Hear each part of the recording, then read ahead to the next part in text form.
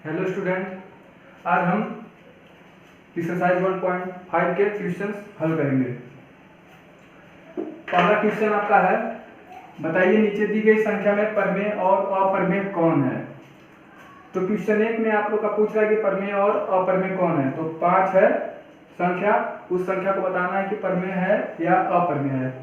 तो क्वेश्चन हल करने से पहले एक रूल है, उस रूल को हम लोग पहले जान लेते हैं। तब रूल जानने के बाद आप लोग ऑटोमेटिक इसको बता देंगे कि यह परमेय है या अपरमेय। यह बहुत सिंपल सा रूल है।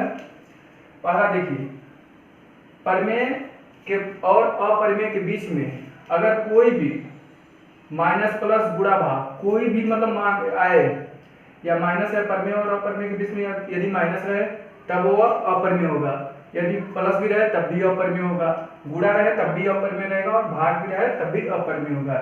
यानी कि सिंपल सा बात है कि परमेय और अपरमेय के बीच में यदि कोई चिन्ह है जोड़ घटाना गुणा भाग, तो हम लोग का सीधा उसे हम लोग लिख देंगे अपरमेय। तो पहला है आपका 2 माइनस रूट 5। तो देखिए परमेय और अपरमेय के बीच में यदि कोई चिन्ह है जोड़ घटाना गुणा भाग, तो वह क्या होगा, हो जाएगा हम लोग का अपरमेय। तो यहाँ पर देखिए परमेय, ये तो परमेय है 2, सिंपल सा बात है, और रूट 5 हम लोग का अपरमेय है। तो परमेय और अपरमेय के बीच में क्या है, माइनस, यानी कि माइनस का चिन्ह है। जब माइनस का चिन्ह है तो हम लोग का क्या हो जाएगा, अपरमेय। तो पहला है आप लोग का 2 माइनस अंडर रूट 5, ये हम लोग का हो जाएगा अपरमेय।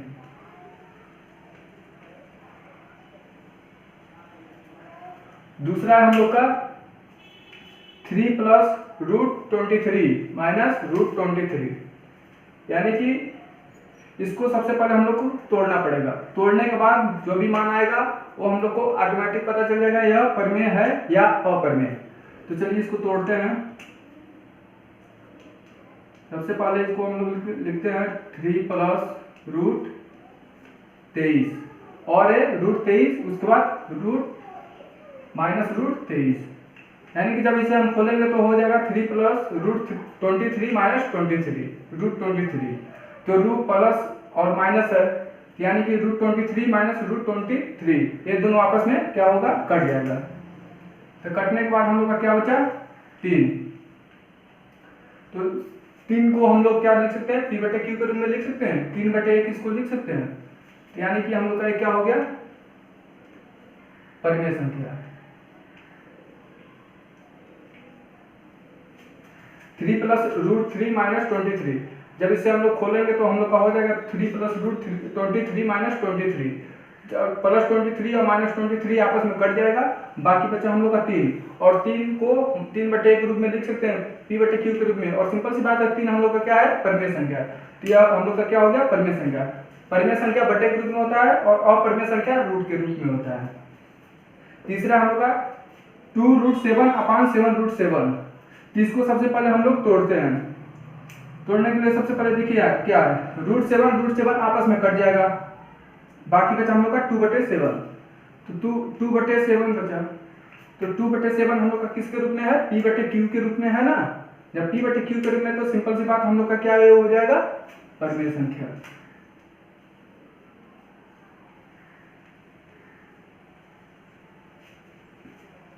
चौथा है हम लोग का 1 अपान रूट 2। तो 1 अपान रूट 2, 1 क्या है हम लोग का, परमेय संख्या, क्योंकि 1 को हम लोग 1 बटे 1 के रूप में लिख सकते हैं, हाँ लिख सकते हैं। और रूट 2 हम लोग का क्या हो जाएगा, जब रूट आ जाता है, रूट के अंदर कोई भी संख्या जब रहता है तो उसे हम लोग सीधे अपरमेय मान लेते हैं, क्योंकि अपरमेय संख्या रूट के अंदर होती हैं और परमेय संख्या रूट में नहीं रहती है, वो सीधे एक मान रहता है, संख्या रहता है। अगर कोई भी संख्या 2 3 4 5 अनंत तक रहे, कोई भी संख्या अगर उसको दे दिया है तो उसे हम लोग p बटे q के रूप में लिख सकते हैं। कैसे, 2 है तो 2 बटे 1 लिख सकते हैं हम लोग, 3 है तो 3 बटे 1 लिख सकते हैं। तो ये हम लोग का क्या हो गया, p बटे q के रूप में। तो इसलिए हम लोग इसे क्या मानते हैं, परमेय संख्या। तो यहाँ पर देखिए 1 क्या हम लोग का, परमेय संख्या, परमेय, और रूट 2 का हम लोग का क्या है, अपरमेय। और जब परमेय और अपरमेय के बीच में कोई चिन्ह रहता है जोड़ घटाना गुणा भाग, तो हम लोग का क्या हो जाता है, अपरमेय। तो देखिए परमेय बटे अपरमेय, यानी कि जब हम लोग परमेय को इधर ले जाएंगे तो हम लोग क्या हो जाएगा, भाग। तो परमेय भागा अपरमेय, तो क्या हम लोग का हो जाएगा सीधा अपरमेय। इसे हम लोग लिख सकते हैं अपरमेय।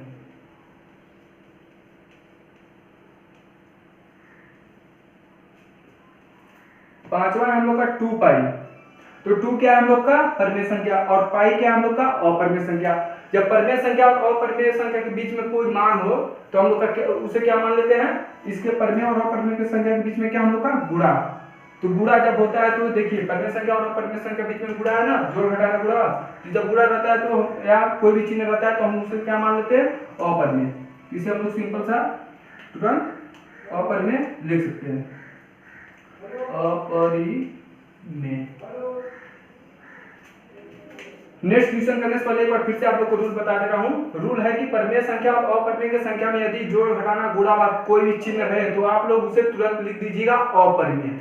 कोई भी संख्या अगर आ जाए और उसके बीच में कोई जोड़ घटाना गुणा कोई भी चिन्ह है तो परिमेय संख्या और अपरिमेय संख्या के बीच में तो उसे आप लोग मान लेंगे अपरिमेय संख्या। तो 2 - √5 के बीच में हम लोग का परिमेय और अपरिमेय के बीच में माइनस है तो अपरिमेय हो जाएगा। 3 + √3 √23 - √23। जब इसे हम लोग खोलेंगे तो हम लोग का +23 -23 रूट के अंदर जो है वो हम लोग का कट जाएगा। बाकी बचा हम लोग का कितना 3 बटे को p/q के रूप में लिख सकते हैं ना 3 को। तो हम लोग का ये क्या हो जाएगा परिमेय संख्या। √2 7 √7 तो √7 कट जाएगा, 2/7 बचा तो 2/7 p/q के रूप में। तो हम लोग का क्या हो जाएगा परिमेय संख्या। और 1/√2 जब परिमेय और अपरिमेय के बीच में कोई चिन्ह रहता है जोड़ घटाना गुणा तो हम लोग का क्या हो जाता है अपरिमेय। तो 1/√2 के बीच में क्या है भाग का चिन्ह, तो हम लोग का हो जाएगा अपरिमेय। पांचवा हम लोग का 2/पाई। जब परिमेय और अपरिमेय के बीच में कोई भी चिन्ह रहे तो हम लोग का क्या हो जाता है अपरिमेय। तो क्वेश्चन नंबर 1 आप लोग का सॉल्व हो गया। अब क्वेश्चन नंबर 2 की तरफ चलते हैं। क्वेश्चन नंबर 2 आपका है निम्न व्यंजकों को सरल करना है। तो पहला आप लोग का है 3 + √3 2 + √2। तो इसको हम लोग को क्या करना है, इस व्यंजक को हम लोग को क्या करना है सरल करना है। तो सबसे पहले जब ऐसा व्यंजक दिया हो 3 + √3 और 2 + √2 तो इसको सबसे पहले हम लोग क्या करते हैं, पहले पहली संख्या का पहली संख्या से क्या करते हैं गुणा करते हैं। उसके बाद पहली संख्या का दूसरी संख्या से के साथ क्या करते हैं गुणा करते हैं। मतलब पहली संख्या का पहली संख्या से पहले गुणा करेंगे, फिर जो आएगा उसको लिख लेंगे, फिर पहली संख्या का दूसरी संख्या से गुणा करेंगे, जो आएगा लिख लेंगे। तो चलिए गुणा करते हैं। तो 3 का 2 में पहले गुणा होगा, 3 दूना 6। उसके बाद 6 प्लस हो गया। उसके बाद हम लोग को क्या हो जाएगा 3 का किस में गुणा होगा √2 में, तो 3√2 हो जाएगा। 3√2 हो गया। उसके बाद देखिए 3 का गुणा पहले 2 में हो गया, फिर 3 का गुणा √2 में हो गया। अब उसके बाद हम लोग क्या करते हैं, दूसरा जो अंक है दूसरा का पहले से करते हैं, फिर दूसरा का दूसरे से करते हैं, यानी फिर दूसरा का पहले से करते हैं, फिर दूसरा का दूसरे से करते हैं। तो √3 का गुणा 2 से करेंगे तो हम लोग का हो जाएगा √3(2). तो इसको हम लोग ऐसे लिख देंगे 2√3। 2 को पहले लिख रहे हैं और 3 को बाद में लिख रहे हैं। उसके बाद √3 का गुणा √2 से होगा। तो जब रूट होता है दोनों संख्या में, जब गुणा करते हैं तो जो रूट के अंदर जो भी संख्या अलग अलग रहता है तो उसका गुणा हो जाता है और रूट हमारा वैसे ही लिखा जाता है। तो √3 और √2 का जब गुणा हो तो हो जाएगा √6, यानी कि √6 हो गया। अब इसको हम लोग क्या करेंगे सरल करेंगे। तो देखिए सब संख्या अलग अलग है ना, 6 3 + √2 2 + √3 + √6, यानी कि कोई संख्या कटेगा भी नहीं, कोई संख्या जुटेगा भी नहीं। तो इसको हम लोग क्या कर देते हैं, यही हम लोग का क्या होगा आंसर। दूसरा है हम लोग का 3 + √3 एक कोष्टक में और 3 - √3 दूसरे कोष्टक में। तो यह देखिए आप लोग समझ गए होंगे a + b और a - b के रूप में है, आप लोग को पता चल गया होगा। तो जब a + b और a - b के रूप में होता है तो इसका फार्मूला होता है a² - b²। तो इसको हम लोग क्या करते हैं a² - b² के रूप में लिख लेते हैं। जब लिखने के बाद जो भी व्यंजक होगा उसको हम लोग सरल कर देंगे। तो चलिए लिख लेते हैं, ये कौन सा है 3 है, तो 3 का हम लोग का क्या हो जाएगा स्क्वायर माइनस। आप लोग इस तरह भी लिखकर सॉल्व कर सकते हैं, जिस तरह पहला क्वेश्चन किए उस तरह a + b a - b के रूप में पहले 3 का गुणा 3 में करेंगे, फिर 3 का गुणा √3 में करेंगे, लेकिन हम लोग इस तरह करते हैं आसानी रहेगा।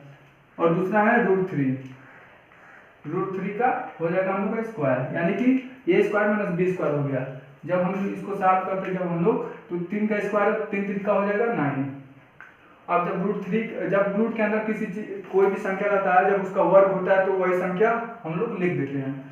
तो हम लोग का जब रूट के अंदर कितना है 3, जब इसका हम लोग वर्ग करेंगे स्क्वायर करेंगे तो हम लोग का वही संख्या लिखा जाएगा, तो वही संख्या हम लिख दिए। तो 9 - 3 इक्वल हो गया कितना 6, यानी कि हम लोग का ये क्या हो गया आंसर।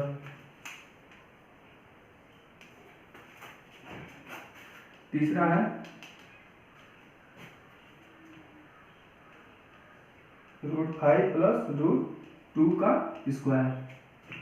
देखिए तीसरा आप लोग का √5 + √2 का स्क्वायर है, तो इसको हम लोग कैसे हल करते हैं, तो इसको हम लोग ऐसे लिख सकते हैं ना, √5 + √2 एक कोष्टक में और √5 + √2, क्योंकि इन दोनों का स्क्वायर है, तो इन दोनों का स्क्वायर है तो हम लोग इसको इस तरह लिख सकते हैं √5 + √2 √5 + √2, यानी कि दोनों का जब एक संख्या दोनों को जब जोड़ेंगे तभी हम लोग का हो जाएगा √5 + √2 का स्क्वायर। तो हम लोग ऐसे नहीं हल करते हैं, हम लोग फार्मूले के हिसाब से हल करते हैं। तो ये फार्मूला कौन सा बन रहा है, a + b का होल स्क्वायर। √5 हम लोग का क्या हो जाएगा a और √2 हम लोग का क्या हो जाएगा b, जब a प्लस और स्क्वायर a + b के होल स्क्वायर का सूत्र होता है a² + b² + 2ab। तो हम लोग का a इसमें कौन सा है √5 और b का हम लोग का क्या है √2, तो हम लोग फार्मूले के हिसाब से हल करते हैं। तो जब √5 का a² है तो √5 का स्क्वायर करेंगे, √5 स्क्वायर उसका प्लस b² है तो √2 है प्लस b, तो √2 का हम लोग क्या करते हैं स्क्वायर, फिर प्लस है 2ab तो हम लोग 2 लिख देते हैं। उसके बाद हम लोग 2 लिखने के बाद ए बी, यानी कि ये हम लोग का क्या है √5 और b क्या है √2, तो √5 √2। तो हम लोग इसको हल करते हैं आगे। तो हम आप लोग को पहले ही बताए थे जब किसी संख्या रूट के अंदर कोई भी संख्या हो जब उसका वर्ग होता है तो वही संख्या हम लोग लिख देते हैं। तो हम लोग का √5 है का स्क्वायर है तो हम लोग इसको क्या लिख सकते हैं 5। तो आप लोग सोच रहे हैं कैसे लिख सकते हैं, तो आप बताइए, तो मैं बता दे रहा हूँ। √5 का जब हम लोग √5 से करेंगे तो हो जाएगा हम लोग का √25। √25 का वर्ग कितना होगा 5, इसको हम लोग 5 लिख सकते हैं ना, इसका 5 हो जाएगा। इसी तरह हम लोग इसको करते हैं, √5 के अंदर जब कोई संख्या रूट के अंदर कोई संख्या हो तो जब उसका वर्ग होता है तो हम लोग का वही संख्या उसको लिख देते हैं। तो √5 है तो उसको हम क्या लिख सकते हैं 5। उसी तरह √2 है तो √2 का स्क्वायर हो रहा है तो इसको भी हम लोग क्या लिख सकते हैं 2, उसका प्लस उसका √2 √5 गुणे √2, यानी कि रूट के अंदर अगर अलग अलग संख्या हो तो उस संख्या का क्या हो जाता है गुणा और रूट हम लोग उसके ऊपर लिख देते हैं। तो 2 √5 √2 यानी कि √10, इसको हम लोग लिख सकते हैं 5 + 2 इक्वल हम लोग का क्या हो गया 7 एंड √10 2√10, यानी कि √5 + √2 का होल स्क्वायर का आंसर हुआ 7 + 2√10, यानी कि हम लोग का ये क्या हो गया आंसर। आप लोग कॉपी पर नोट कर लीजिए, चौथा होता है। चलिए अब चौथा उठाते हैं।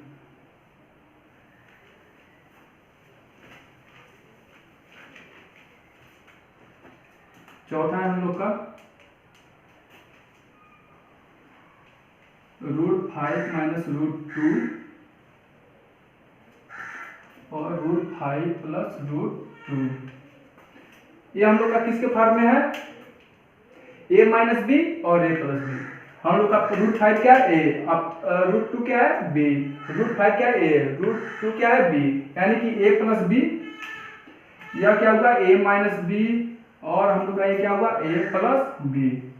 तो जब a + b और a - b होता है तो इसका फार्मूला होता है a² - b²। a² - b =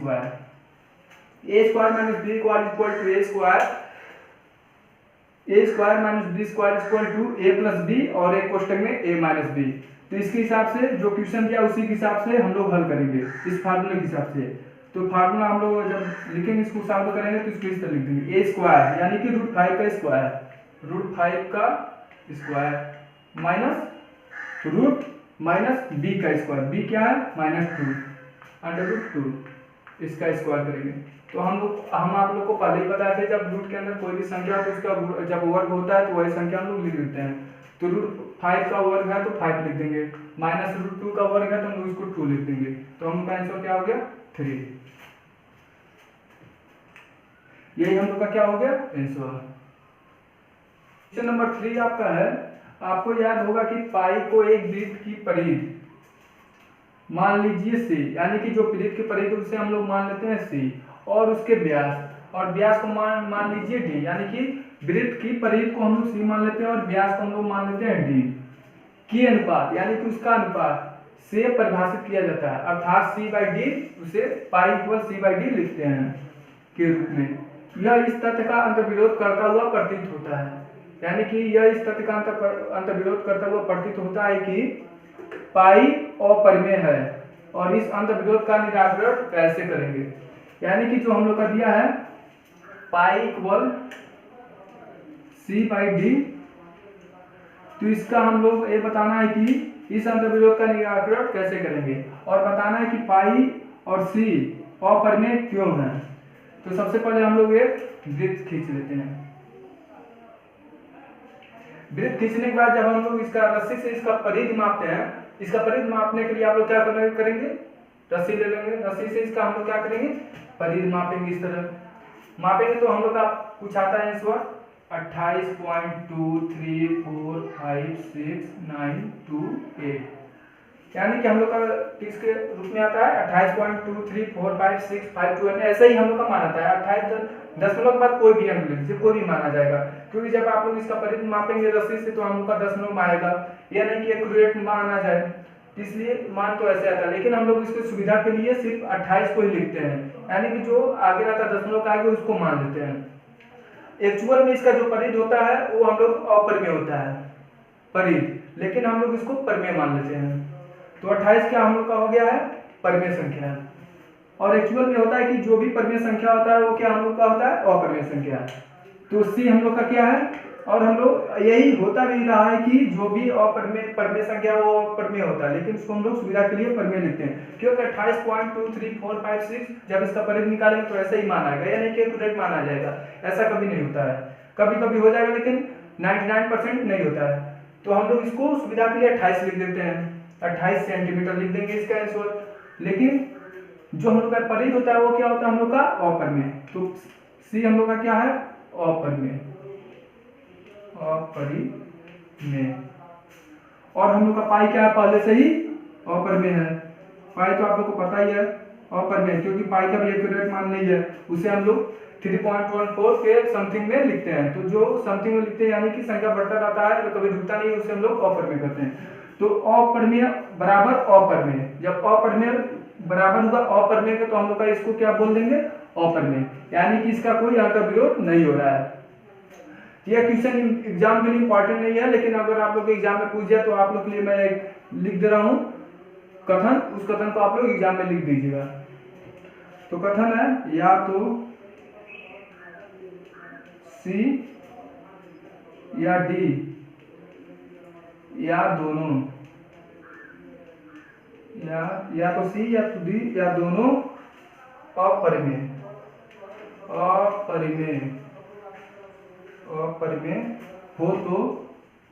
हो तो पाई अपरिमेय होगा, इसलिए इस तथ्य का कोई अंतर्विरोध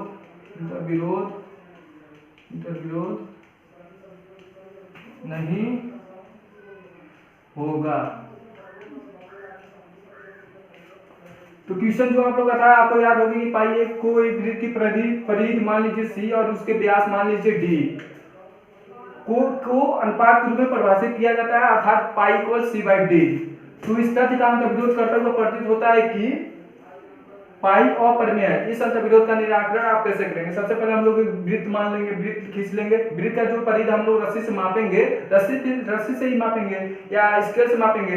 जब मापते हैं तो हम लोग का मान आता है 28 पॉइंट समथिंग के रूप में आता है, तो हम लोग इसको एक्यूरेट मान नहीं आता है कभी, तो हम लोग इसका 28 जो होता है मेन मान होता है उसको हम लोग लिख देते हैं। एक्चुअल में जो परिधि होता है, एक्चुअल में जो भी परिमेय संख्या होता है वो अपरिमेय होता है, लेकिन उसको हम लोग सुविधा के लिए परिमेय लिख देते हैं। तो पाई हम लोग का अपरिमेय पहले से है और सी हम लोग का अपरिमेय है परिधि, तो जब अप्रमेय बराबर अप्रमेय होगा, जब दोनों बराबर ही होगा तो यानी कि क्वेश्चन हमें ऑटोमेटिक क्या हो जाएगा, अप्रमेय। और इसमें पूछ रहा है अंतर्विरोध का निराकरण कैसे, तो इसमें कोई अंतर्विरोध नहीं हो रहा है। तो एग्जाम में कथन ये लिख देंगे आप लोग, या तो सी या तो डी या दोनों अप्रमेय हो तो पाई अप्रमेय होगा, या तो सी अप्रमेय हो या तो डी भी अप्रमेय हो, या दोनों अप्रमेय हो तो हम लोग ये लिखेंगे पाई अप्रमेय होगा, या तो सी अप्रमेय है या तो डी अप्रमेय है तो पाई अप्रमेय होगा, या दोनों भी हो जाए तभी अप्रमेय होगा। इसलिए इस तथ्य का कोई अंतर्विरोध नहीं।